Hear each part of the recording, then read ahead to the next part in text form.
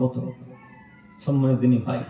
আব্বু ইনকাম করতে পারেন এটা বড় কথা নয়, আব্বু বেঁচে থাকাটা হচ্ছে সবথেকে বড় কথা।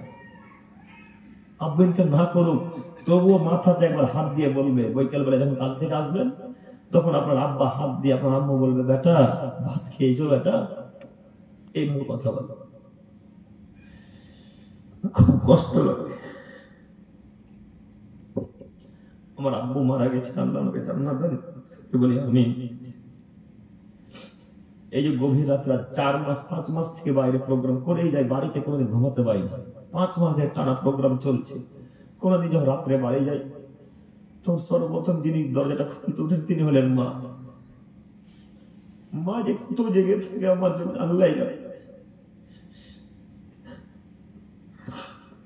রাত্রি 3টা 2টা 4টা কিছুই বোঝে না, এক ডাকে যদি বলি আম্মা সালাম দেওয়ার পর আম্মা হ্যাঁ বেটা উঠেছি, সঙ্গে সঙ্গে উঠে দরজা খুলে গাড়ি চালাতে চালাতে কোনো সময় হাত গুলো একবারে ঠান্ডা হয়ে যায়, তখন হাতটাকে নিয়ে এইভাবে হাতটাকে বোলায়, গরম করার চেষ্টা করে, তারপরে মুখে হাত দিয়ে মাথা হাত দিয়ে বলে, বেটা কত কষ্ট করো না, এত রাতে রাতে প্রোগ্রামে যাচ্ছ, আর যেতে হবে না। একদম মা আপনার স্ত্রী একদিন বলবে না যে এত ঠান্ডাতে কিভাবে এলেন আপনি। তার মা এই মাকে কিভাবে গালি দেন,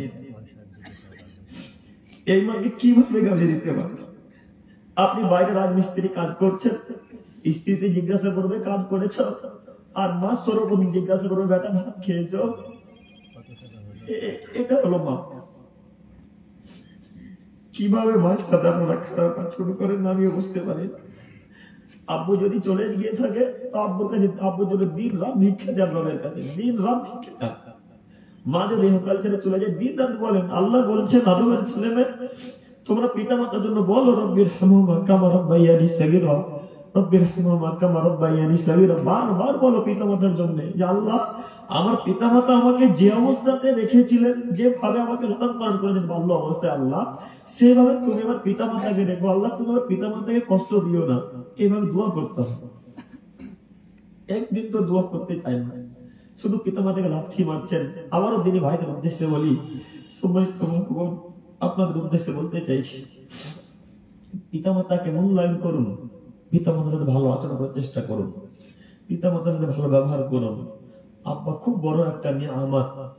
আব্বু বেঁচে আছে বলে সূর্য দেখতে পাচ্ছেন, আব্বু চলে গেলে দুনিয়া অন্ধকারের মতো হয়ে যাবে। কেউ একবারও বলবে না, পিছন থেকে যদি কেউ আঘাত করে তো আপনার সামনে কেউ এসে রুখে দাঁড়াবে না। বাপের যদি 2 পা নাও চলে তবুও বলবে বেটা কে মেরেছে তোকে, এইভাবে কথা বলে আব্বু। ঘটনার কথা মিলছে আমার সাথে কি আপনাদের? এটা হলো আব্বু। অথচ আপনার চাচা বেঁচে আছে, একদিন বলবেন আপনার চাচা আব্দুর রহমান আব্দুল করিম তুমি কে মেরেছে রে, এই কথা বলবে না, আব্বা বলবে।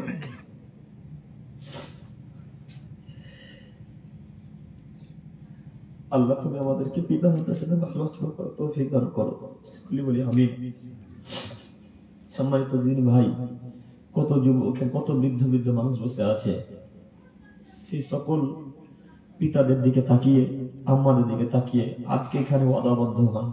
আজ এখান থেকে ওয়াদা করে উঠবেন যে আল্লাহ আজকের পর থেকে পিতা মাতার কোনোদিন কথাকে অমান্য করবো না, সব কথাকে প্রাধান্য দিব ইনশাল্লাহ। বলি ইনশাল্লাহ। আপনার আব্বাকে টাকা দেন মাঝে মাঝে, আম্মুকেও দেন টাকা মাঝে মাঝে, স্ত্রীকেও দিতে হবে, সবকে দিতে হবে। এভাবে একটু মান্যতা দেন, ইনশাল্লাহ জান্নাত হবে।